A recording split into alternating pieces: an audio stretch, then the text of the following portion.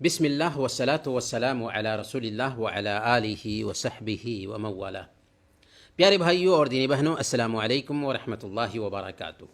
ہذا طریقی مائی path کے اس class میں آپ سب کا سواگت ہے، اور ہم نماز کے کچھ مسائل پڑھ رہے ہیں۔ وہ کون کون سے اوقات ہیں جن میں نماز پڑھنے سے منع کیا گیا ہے؟ یہ کل ملا کر 3 اوقات ہیں۔ سب سے پہلے نمبر پر فجر کی نماز کے بعد سے سورج کے ایک نیزہ تک بلند ہونے تک، یعنی سورج نکلنے کے 15-20 منٹ تک کوئی نماز نہیں پڑھی جا سکتی۔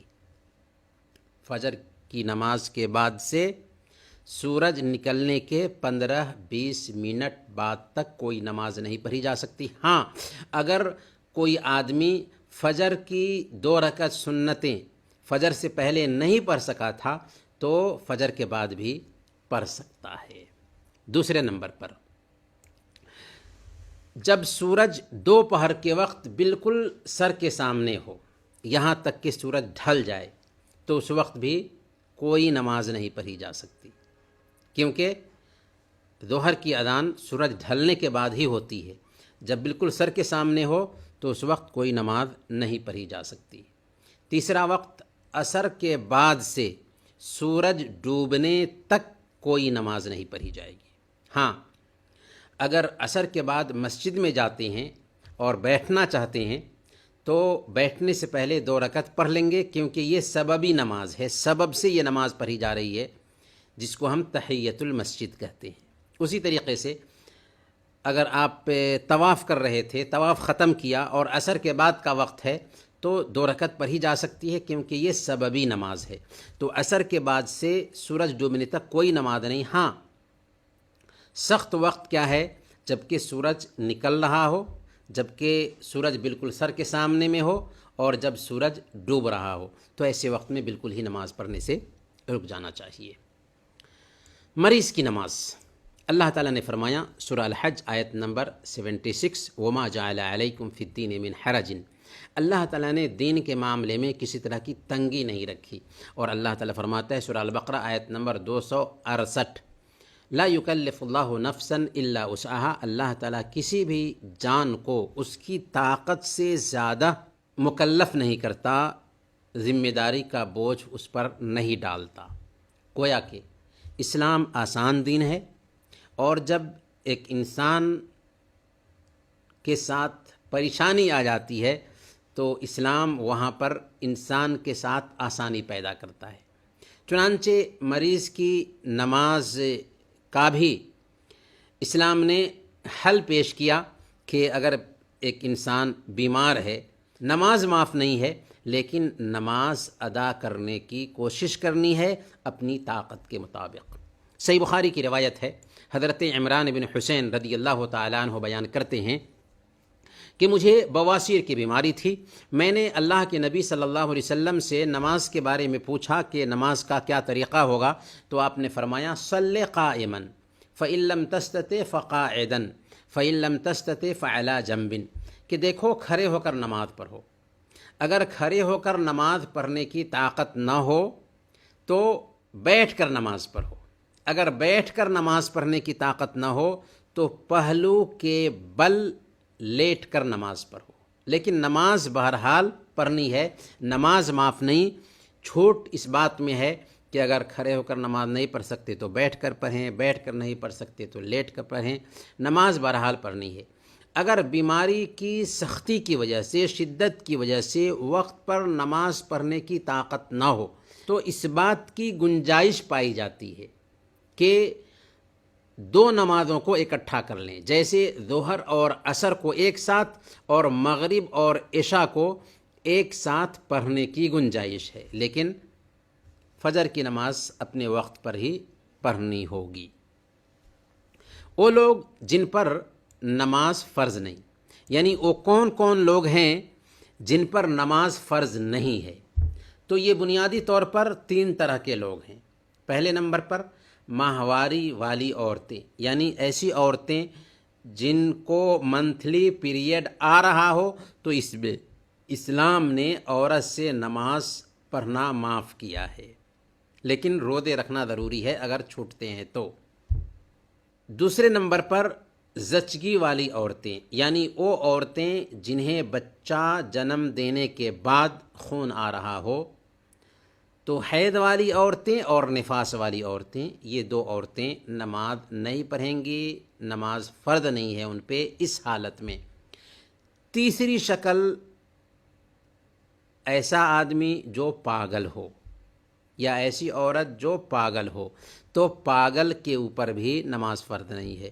تو حید والی عورت، نفاس والی عورت اور پاگل انسان، ان تین لوگوں پر نماز فرض نہیں۔ مسافر کی نماز، اللہ تعالیٰ نے فرمایا سورہ النساء آیت نمبر 101، وَإِذَا ضَرَبْتُمْ فِي الْأَرْضِ فَلَيْسَ عَلَيْكُمْ جُنَاحٌ أَن تَقْصُرُوا مِنَ الصَّلَاةِ، اور جب تم زمین میں سفر کرو تو تم پر کوئی حرج نہیں کہ تم نماز میں قصر کرو۔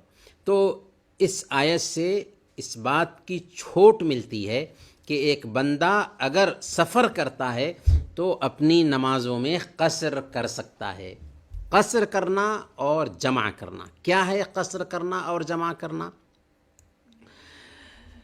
قصر کہتے ہیں 4 رکعت والی نمازوں کو 2 رکعت کر کے پڑھنا، اور جمع کہتے ہیں 2 نمازوں کو ایک ساتھ اکٹھا کر کے پڑھنا۔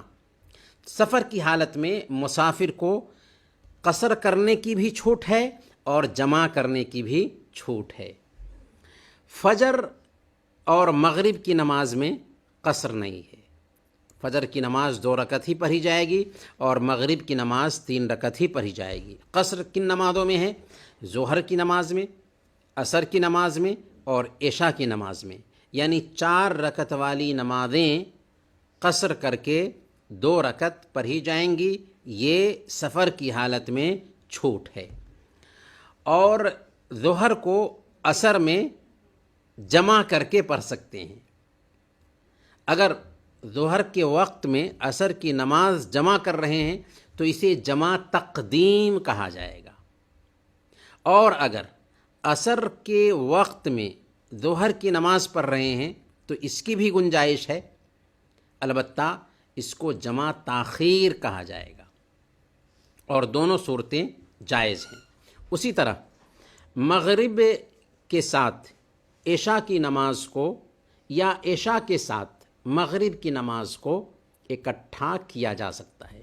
مغرب کے ساتھ عشاء کی نماز کو یا عشاء کے ساتھ مغرب کی نماز کو اکٹھا کیا جا سکتا ہے کہ اگر مغرب کی نماز کے وقت ہی میں عشاء کی نماز پڑھ رہے ہیں تو اس کو جمع تقدیم کہیں گے، اور اگر عشاء کے وقت میں مغرب کی نماز پڑھ رہے ہیں تو اس کو جمع تاخیر کہیں گے۔ البتہ فجر اور ظہر کو ایک ساتھ ملا کر کے نہیں پڑھ سکتے۔ جمع کن نمازوں میں ہوگا؟ ظہر اور عصر کو ایک ساتھ، اور مغرب اور عشاء کو ایک ساتھ جمع کر کے پڑھ سکتے ہیں، لیکن فجر اور ظہر کو ملا کر کے پڑھنا چاہیں تو اس کی گنجائش نہیں۔ سفر کی دوری، جس سفر میں قصر کرنا جائز ہے اس کی دوری کی تحدید کیا ہوگی؟ تو لوگوں کے عرف اور رواج کے مطابق اس دوری کو طے کیا جائے گا، یعنی جس مسافت کو طے کرنے پر ہم کسی آدمی کو مسافر سمجھ لیں کہ اتنی مسافت طے کیا ہے تو یہ مسافر سمجھا جاتا ہے عام عرف میں، عام رواج میں، تو اس حالت میں اس کو مسافر سمجھا جائے گا، اور اس مسافت کو طے کرنے کے بعد وہ قصر کر سکتا ہے۔ قصر کی شروعات مسافر کے اپنے شہر کی آبادی سے نکلنے کے بعد ہوگی۔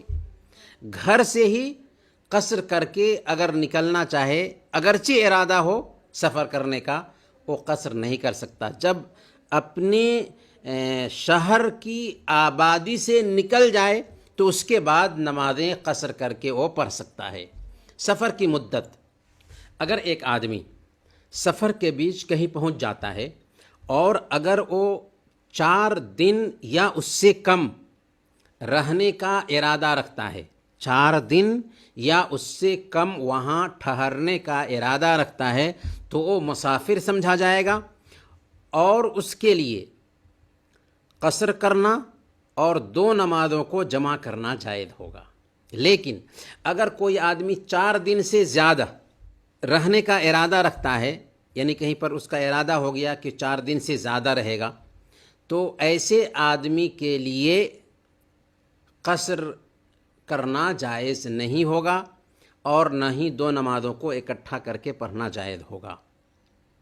ہاں، اگر کہیں پر گیا ہے اور اس کے آنے کا وقت طے نہیں ہے، جیسے علاج کے لیے گیا تھا اور پتہ نہیں ہے کہ کب علاج مکمل ہوگا، تو جب تک کہ وہاں پہ رہے گا تب تک کہ وہ قصر کرتا رہے گا۔ لیکن اگر طے ہو جاتا ہے کہ 4 دن سے زیادہ ہمیں رہنا ہے، تو ایسی حالت میں اس کے لیے قصر کرنے کی گنجائش نہیں ہوگی۔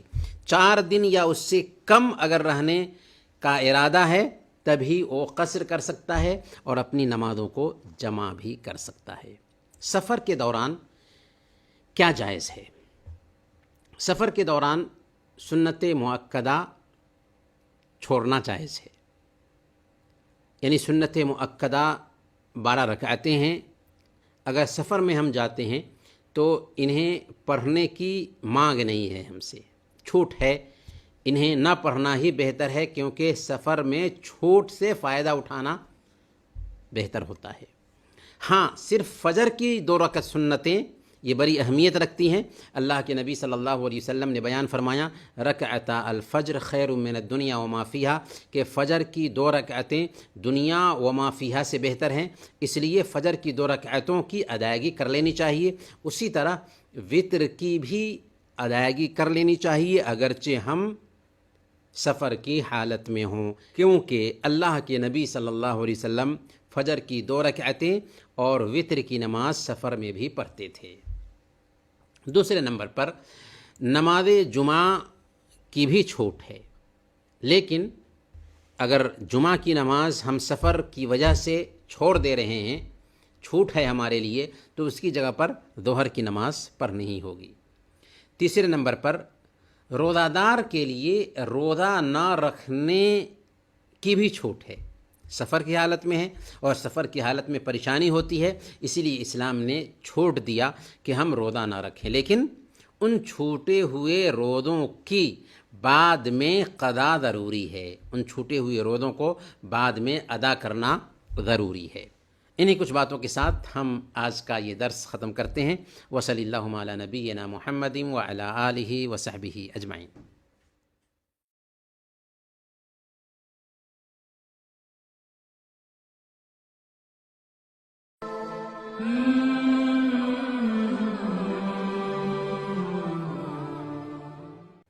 بسم اللہ والصلاة والسلام علی رسول اللہ وعلی آلہ وصحبہ ومن والاه۔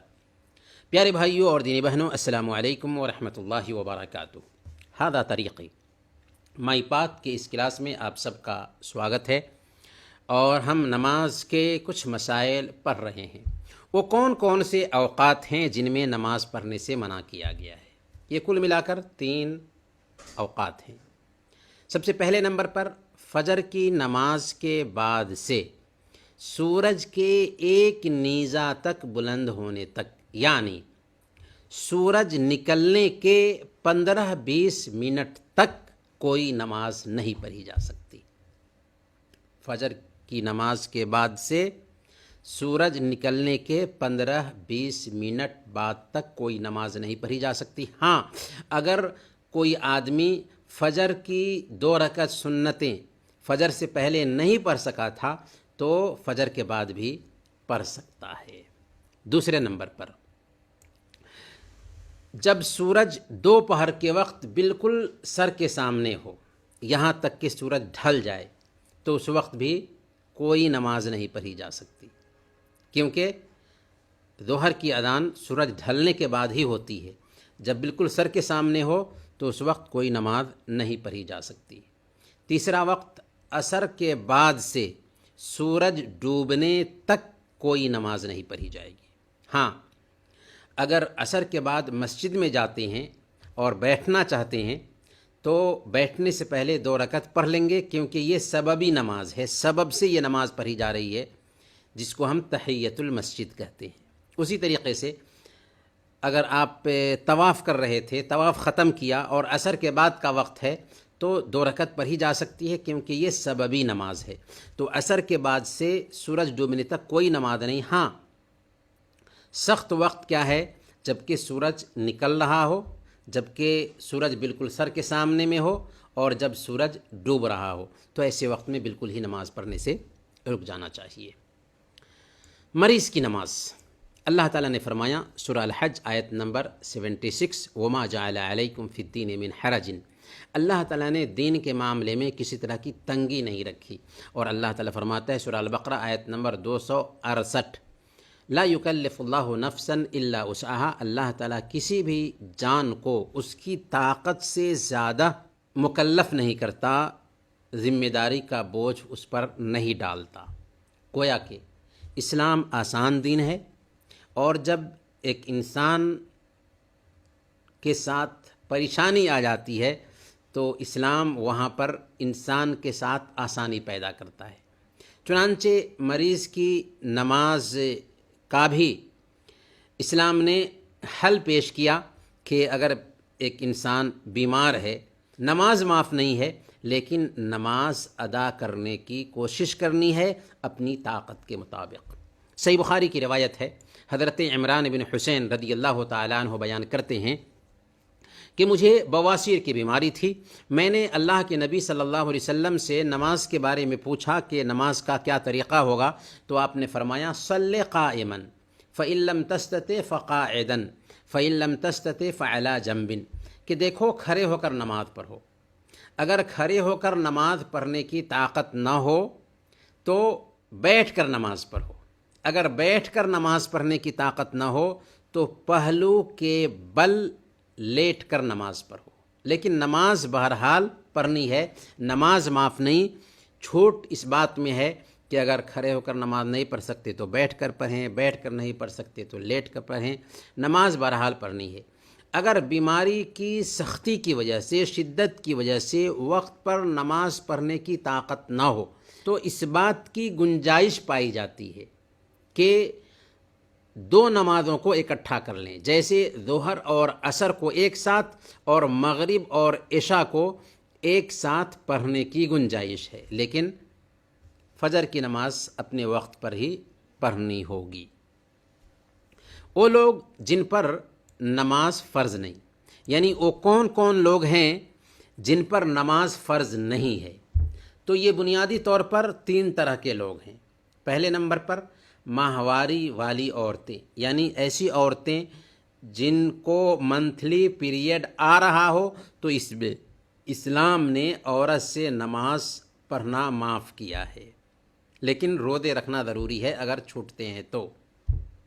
دوسرے نمبر پر زچگی والی عورتیں، یعنی وہ عورتیں جنہیں بچہ جنم دینے کے بعد خون آ رہا ہو، تو حید والی عورتیں اور نفاس والی عورتیں، یہ 2 عورتیں نماز نہیں پڑھیں گی، نماز فرض نہیں ہے ان پہ اس حالت میں۔